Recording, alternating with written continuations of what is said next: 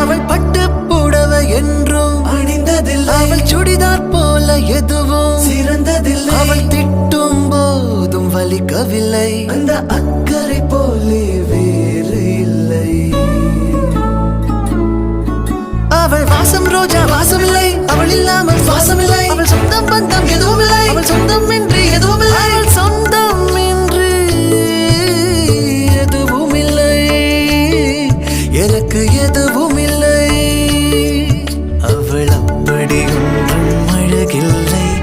அவளுக்கு யாரும் இணையில்லை. அவள் அப்படி ஒன்றும் கலரில்லை. ஆனால் அது ஒரு குறையில்லை. அவள் பெரிதாய் ஒன்றும் படிக்கவில்லை. அவளை படித்தேன் முடிக்கவில்லை. அவள்